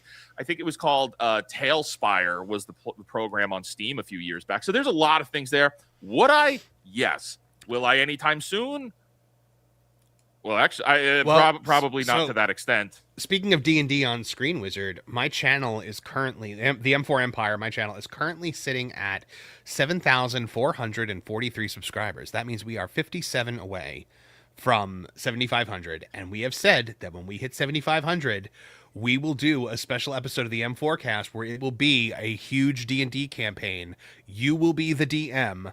And I will play, and Carol Brown will play, and Lauren will play, and I believe Martin Stone is going to play, and we will try to get some of our other friends from all around to play as well, and we will have an incredible time. I have a theme song already set for it. You do? I have like a raise high the banners of the M4 Empire. Like it's gonna be like it's a whole anthem. It's like a whole like fantasy setting anthem for it. So like I'm ready for this, man. Also on your channel, Giovanni Garcia for 2 says, real life fake out wizard son. Real life fake a wizard son. You guys are messed up, man. Also, I read Not that as Asian. I read that as ho. Yeah, I did. I was real life fake a wizard son. So messed up, yeah, dude. I'm taking Hacksaw Jim Dugan and putting it next to an Asian thing. Also on your channel. Konnichiwa Wizard. You and Marvin should join Wilton on his live stream of Rings of Power Season 3. The ultimate Wiltonathon. Respectfully, no thank you. Yeah. Disrespectfully, no thank you. Also on your channel. Medi the Nerd for a 10 says, you guys have to listen to the 2 released tracks from the Master of the Universe movie. They're amazing too. Keep nerddom alive. Greetings from Austria. Greetings to you as well. And thank you for hanging out with us today. Yeah, man. Absolutely. We will. I will be listening to the Masters of the Universe soundtrack on my way to see Mandalorian. I will too. I'm sure I will too. If I'm not listening to Harry Potter and the Order of the Phoenix, which I've been the full cast recording, which I've been listening to for quite a while. Oh my gosh, dude. Yeah. It's so good. It's so good. Like we don't need this HBO show because like we've got these audiobooks. But we've got to get back to the Culture Wizard because there's a lot to discuss when it comes to the Mandalorian and Grogu. Let's do it. Yeah, specifically the box office, both what is being reported and what is happening right now under our noses. So without any further ado, I'm just setting it up here. Let's get back to the culture. To the culture.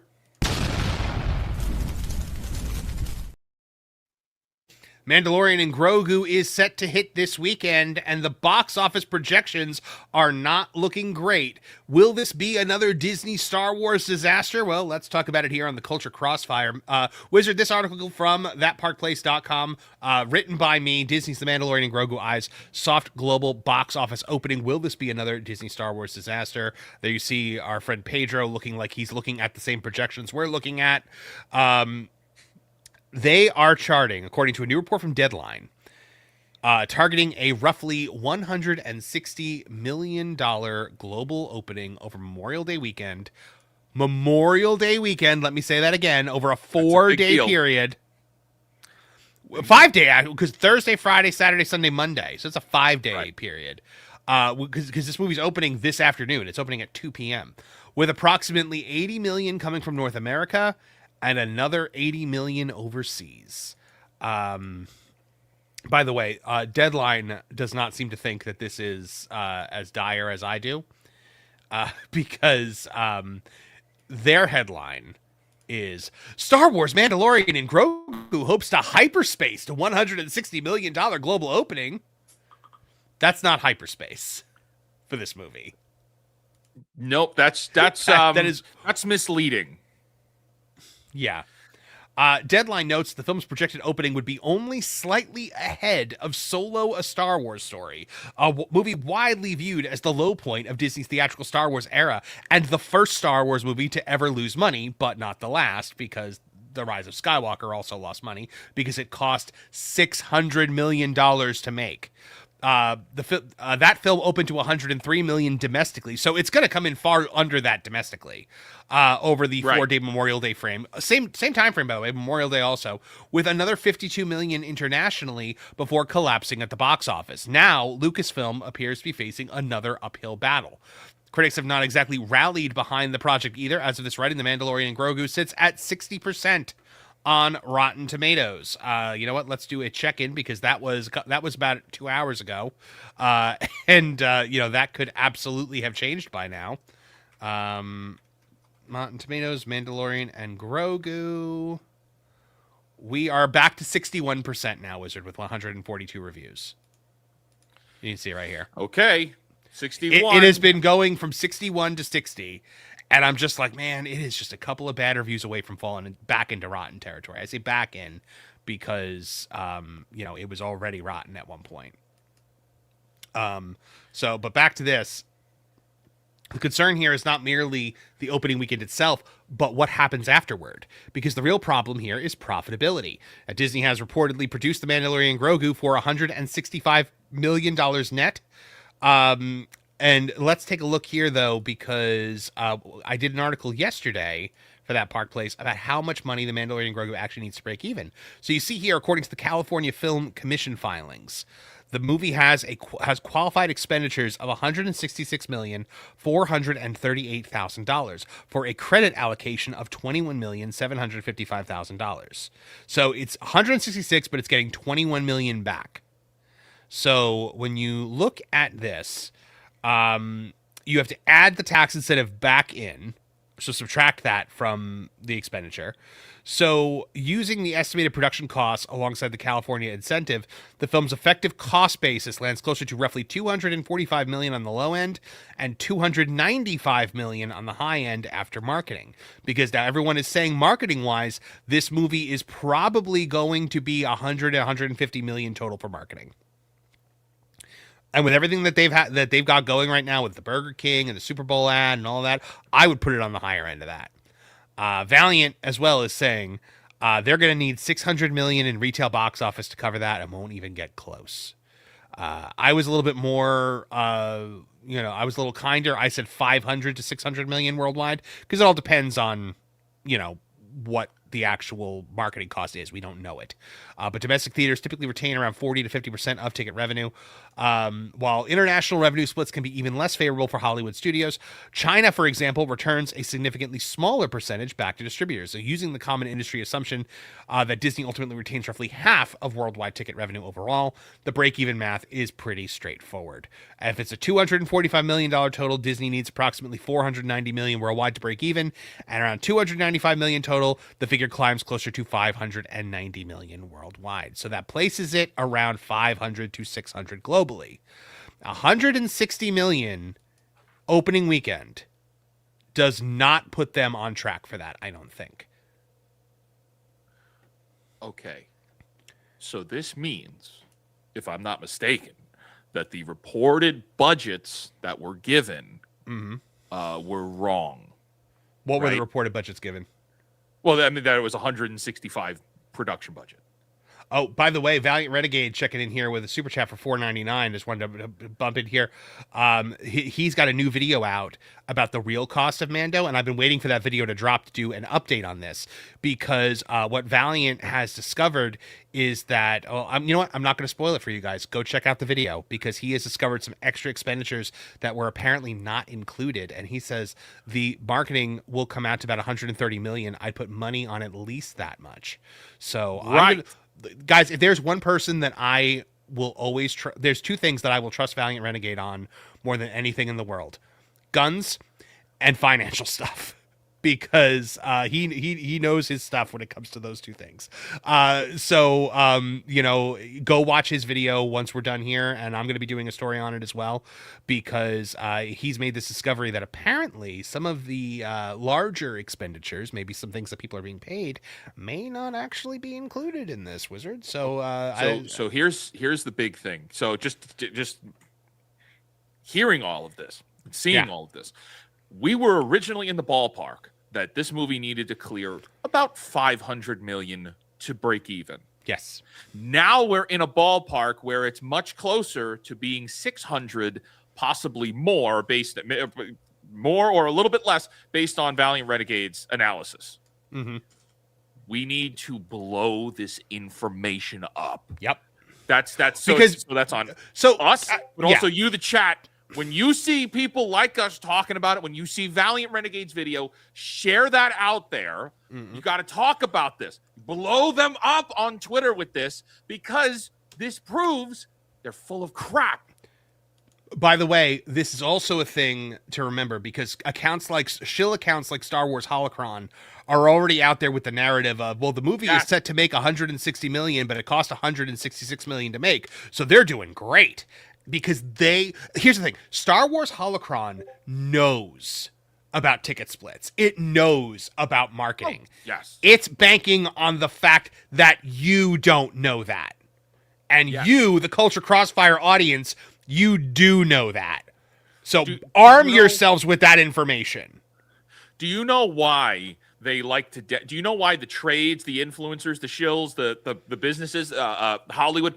Do you know why they downplay us and content creators and the toxic fans? Do you know why they have to downplay us? Because we try our best to hold them accountable. We do. We try our best to hold them accountable to not just emotions and feelings and you killed Luke Skywalker. That's one angle of it, sure. You can't hide from the facts of the numbers. You can't hide from the money. When you follow the money tells the real story. And in this case, this movie, they have been I said it months ago on the Pro Show. I said they are going to downplay it. They're going to say they are going to underreport it. They're going to say it cost way less than it actually did, whether they reported it or not, or somebody in the trades reported, they got a room or something. They are going to say this thing was so cheap to make. It's the cheapest Star Wars ever. Oh, they've been saying that for months. Yeah. Months. I said then it's specifically to downplay when this thing sucks at the box office. You are 100% right. Look at this from thatparkplace.com. Mandalorian Grogu is already flopping in Europe. So have a look, see at this, Wizard, because this is fascinating here. Luis Fernando over on X has said the Mandalorian Grogu kicked off a global rollout in Europe, but not like one would expect from the first Star Wars film in 7 years. In Italy's box office, you know what? Actually, I'm going to pull up this full tweet here on X real quick. Let me get that up there. So it says, but not like one would expect from the first Star Wars film in 7 years. In Italy's box office, the film starring Pedro Pascal grossed a modest $417,000 on Wednesday opening day. Now that is comparable to The Flash at $414,000 and Solo, much lower than Solo at $435,000. Captain America: Brave New World did $531,000 as one of the lowest debuts for Disney major IP post-COVID, only above The Marvels, which did $300K, and Snow White, which did $378K opening days. Just $43K admissions to its opening day in Italy. So in the entire country of Italy, where my people originate from, 43,000 paisans went to see this movie, Wizard. And God bless them too. Yeah. And Luis Fernando says if things don't pick up in the following days, and with The Devil Wears Prada 2 grossing $257K on its fourth Wednesday and Michael grossing $235 on its fifth Wednesday, the Star Wars film might have to use the Force to be number one this weekend overall against both. It might not even take number one in its first weekend in Europe. That would be awesome, and I hope it happens. Just as an aside, I hope it is the Michael movie that crushes it. And by the way, it didn't do as bad as The Marvels or Snow White is not a flex. Maybe if you're the Hollywood Reporter, it is. Yeah. This is you know what this tells me? This movie is going to be, firstly, incredibly open weekend heavy. It's going to be front loaded, and it's going to rely on the American box office because Europe is out. Now I would say Europe does have a different point of view on Star Wars, right? They've never really taken to Star Wars as big as other countries have. Like Japan likes Star Wars more than Europe, I would say.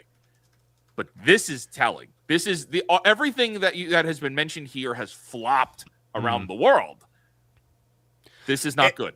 It is going to release in China, but I don't think this movie is doing anything in China.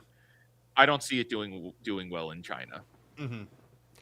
I don't know. So we've seen what it's done with my people. Your people in China, however, I don't think are going to even go as much as my people are going in Italy. I'm not Chinese. Sorry, you're Vietnamese? No, I'm not Asian. Japanese? Filipino? Korean? I don't want to be here anymore. Sorry, I had to. But no, I think though in like the Asian markets, they're started that. She did.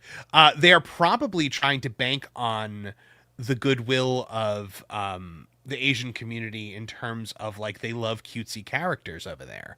Like Duffy the Disney Bear is the biggest thing Disney has in Japan and in China. So they probably think Grogu will be a phenomenon there. I don't think he will be. I think he already probably was. It's the Mandalorian and Grogu, not the movie, the characters, have been in the zeitgeist around the world since 2019, since December of 2019. Look, we've seen Grogu before. They said that Grogu has moved. They were bragging about this earlier today. Grogu has moved 13 million pieces of merchandise over the world since 2019. You know what that says to me? Everyone that wants Grogu merch has it already. Already has it. They don't want anything. And nothing that they're putting out is new. What is it? Grogu has a little like chest plate with the little mud horn on it. Like, yeah. It's not like you're putting him out in full Mando armor or anything like that. Yeah, you'd think they can't even get toys right here, Marv. With Star Wars, every time we saw Luke Skywalker or Han Solo or Princess Leia especially, they were wearing different outfits. They were wearing new costumes. Yep. The Mandalorian and Grogu are wearing the same thing that they have worn for many seasons now. Mm-hmm. And Grogu looks exactly the same as he does when we first met him. Yeah. He's just got a little plate now. So to your point, yeah, anybody who wants a Grogu anything, they've already got it. Right. And we also know, just from what they've leaked about, not even leaked, just spoiled with the movie, there is no character development in this. Zero. Pro has this listicle up on thatparkplace.com that I think is fascinating because it's like, what will The Mandalorian and Grogu have to do to break into Jon Favreau's top 5 box office films? So it says The Mandalorian and Grogu is on its way to theaters starting Thursday, May 21st, but where might it stand at the end of its run in comparison to Jon Favreau's other box office blockbusters? Adjusted for inflation, the answer just might surprise you. So this article uses data from thenumbers.com. And here you go. Favreau's inflation-adjusted worldwide top 5. The Lion King. Worldwide reported gross, $1.661 billion. Estimated inflation-adjusted worldwide gross in today's money, $2.17 billion. The Jungle Book, $950.7 million. I cannot believe that movie made that much money. There was still hype at the time for Disney live action. There was a lot of hype. You had Bill Murray involved and Christopher Walken as King Louis. Yeah. There was hype for the movie. Yeah. So adjusted for inflation, that's $1.31 billion. Iron Man, $584.9, adjusted for inflation, $974 mil. Iron Man 2, $621.2 million. By the way, could you believe that like back then Iron Man movies were making like $500,000? And they were still a hit then. Yeah. $890 million adjusted for inflation. Elf made $233.9 million, which adjusted for inflation comes up to $445 million in today money. So where does The Mandalorian and Grogu land adjusted for inflation? Do you think it makes more than $445 million? I hope it doesn't. It's hard to speculate on where this is going to land. I don't see it doing well, but I'll just tell you what I think I want to happen. This movie needs to tank. It needs to tank hard. Well, so let me tell. Go ahead. So we've talked about on all of our channels. We've talked about apathy for Star Wars. For Star Wars. The audience doesn't care anymore. Actually, do you know what the reality of that is that I'm discovering here? We're not in an apathy phase. We don't actually have apathy for Star Wars. Maybe the normie audience does in the center that don't have an emotional attachment. Do you know? But for all of us that have been betrayed by the powers that be that make this stuff, we want revenge. I want revenge. I want justice. And I think a lot of people out there would agree with me. And the only way we get that is if this is an absolute career ender embarrassment of a box office, because that you can't hide behind that. You can't hide. Oh, well, people didn't resonate with the story. Oh, it's politics. It's ideology. It's this or that. You're bad. It's morality. It's numbers. People have cold hard numbers. You by the numbers. Cold hard numbers. Yep, you're 100% right. Here's the thing: 160 million opening, if that is what we get. To get to 600 million, let's just say, as a base here. Right. That requires repeat viewings, I think. It does? Yes, it does. And that's not going to happen. Because from what everyone is saying, this is a glorified Disney Plus series on screen. It plays like it is just a few episodes strung together of a Disney Plus series. And you know what people are going to do for that, Wizard? They're going to wait for Disney Plus. Yes, they are. Yes, they are. They're not going to go to this multiple times. You're not going to get people going, 3, 4, 5 times. I really don't think that that people are going, and I think that they're going to do that gleefully, because as Lauren is saying in the chat, Lauren Connor says that's what I was arguing last night. We are in the revenge phase. We're punishing Disney at this point, and I think he's right. I think people are vindictively not seeing this movie. And tell your friends, don't go to see it. You yourself, don't go to see it. Wait and then to watch it on stream. and then to cancel Disney Plus, right? Oh, I wouldn't watch. I wouldn't pay to ever watch this. Yeah. I am paying. You're gonna today. I'm paying for a Regal Unlimited subscription. Me too. It allows me to see any movie I want. Me too. And therefore, I'm not giving them money. And I'll take it to another step. I have accumulated points, Marv. Okay, I have a decade of Regal points, and I have used them to get another ticket for free, so that my brother and I can go see it, so we can review it. And I'm not giving amazing. Disney a penny That's myself. amazing. I love it. I don't touch it. So yeah, guys, this movie is coming out, and we're gonna see what it does box office wise. Now, at the end of the day, look, we're gonna call balls and strikes. If this is a $200 million plus opening weekend, we will say on Monday night on Culture Crossfire that we were wrong. Yep. Yeah. You know, like we're not going to be like, that kind of like that show that's just basically like, oh, like whatever. We will say that we were wrong if we're wrong. I don't think we're going to be wrong here. I don't think we're going to be wrong. I mean, the tracking would have to be way, way off for us to be wrong here. And the fact that the critics hate it so much too.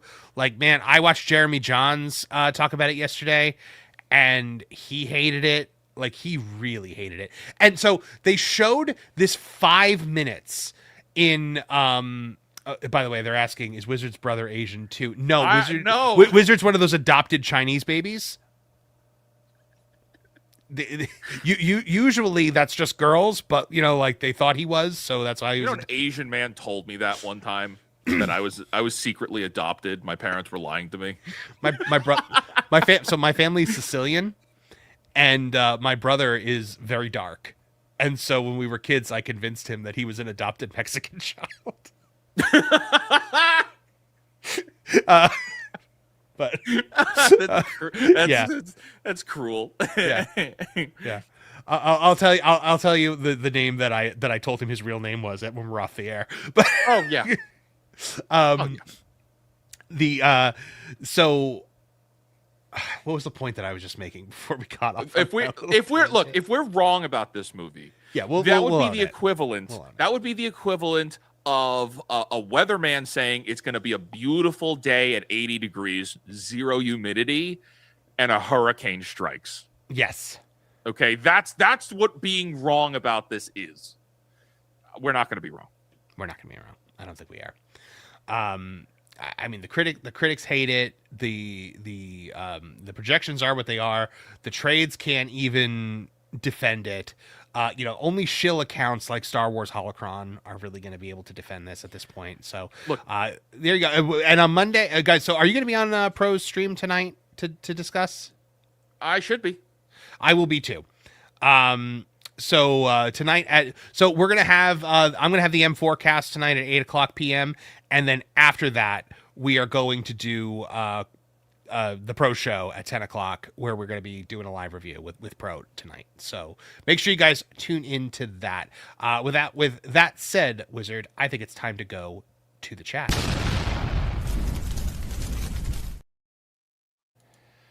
All right, let's see what the chat is chatting about out there today.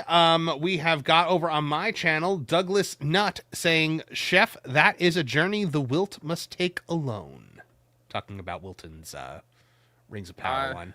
And then, of course, we also had Valiant saying that the new video on the real cost of Mando just dropped. Go check that out on the Valiant Renegade channel when we are done here. Lady Gamester for 199 says Mando may do better since Holiday and no other movie. But no other movie except for Michael, which is still drawing people into the theaters. Except for Michael and Obsession and Sheep Detectives. Like, there is actually competition. Yeah, and good movies that people like that have good word of mouth. The only way that you're not going to have a catastrophic second weekend drop for The Mandalorian and Grogu is if there's good word of mouth. And right now there's not good word of mouth. If the trades can't muster up the courage to run defense for this, that means it's bad, because they know that they can't lie about it. It's that bad.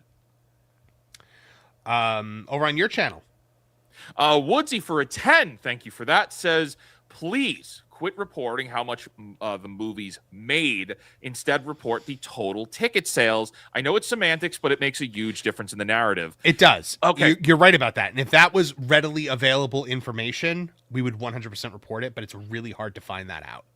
But also, we have to come from the angle of there's statistically just a lot less people going to the movies. Right. So the ticket prices are up. The number of people going is lower. I'm not saying you're not wrong. Marv just said it. If we had the data, we'd be saying it, because it would be could you believe this? There's no one going. Like, if we had the number. And I always talk about butts and seats. You know, like butts and seats as a metric, I think is important. The problem is they hide that information. They don't readily report it the way they report box office numbers. The other reason we report box office numbers is because we know the break-even point. And to say whether something succeeded or failed depends on whether or not it made money. If something breaks even, it technically succeeded, because it means you didn't lose money. Not losing is a win. But yeah, I mean, we might be completely wrong. This movie might make $1 billion, and then we're going to be sitting here with egg on our faces, but that's fine. Marv, if I can, I'm going to share my screen real quick. If we could pull this up.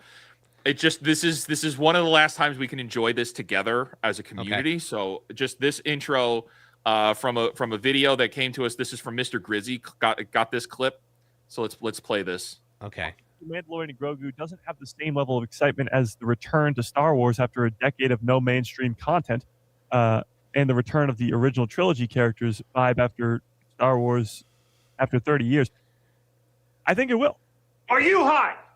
I think it will. I think the hype for the Mandalorian and Grogu come May will be that high. High as a fucking kite. So, perspective, how ridiculous. Oh, yes. And then he goes on to say here, I'm looking for the clip. Look at his background. I wonder if he's going to be impartial about this. That is the background. That is the background that you have when you are trying to get invited to a Hollywood premiere. Star Wars has never been more alive. We've gotten more Star Wars content, great Star Wars content, in the last 6 years than we've gotten ever.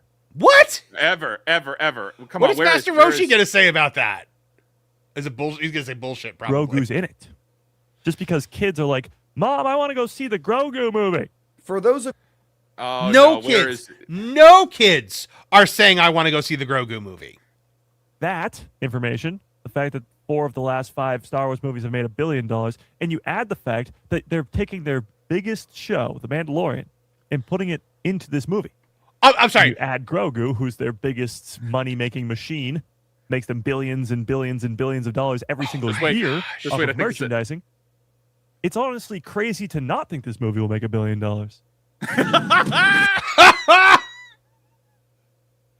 Dude, this guy says it's gonna hit $2 billion.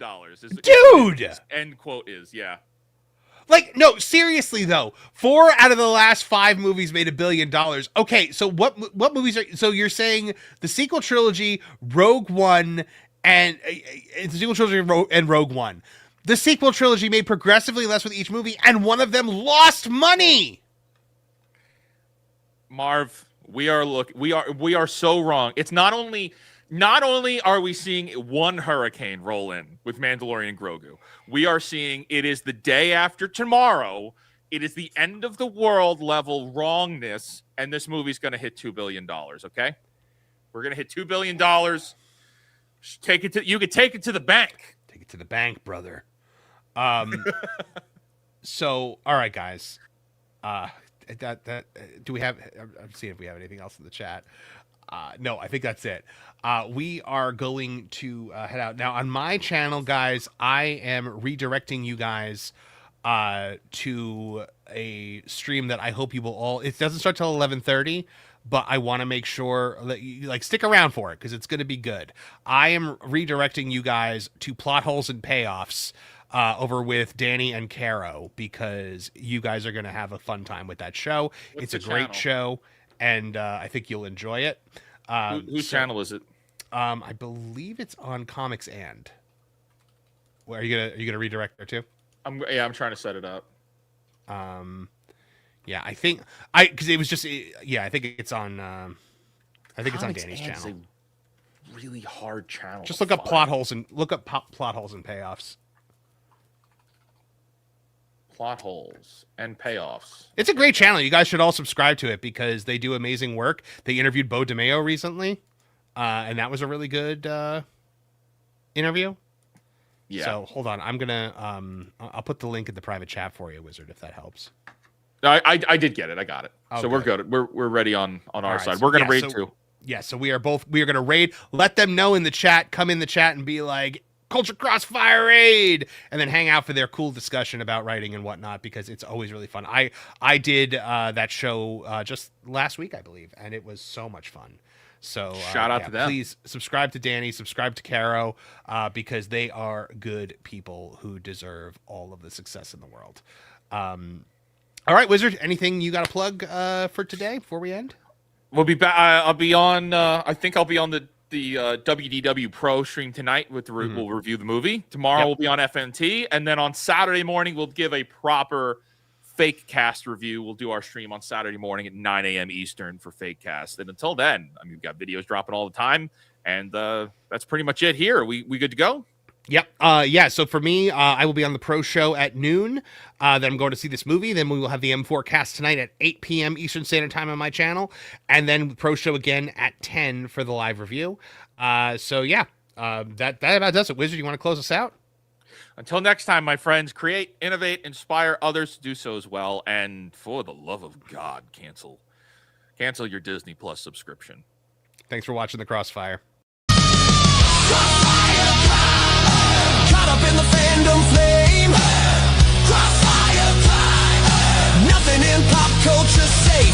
The wizard casting truth bombs. Mom bringing the fire. When the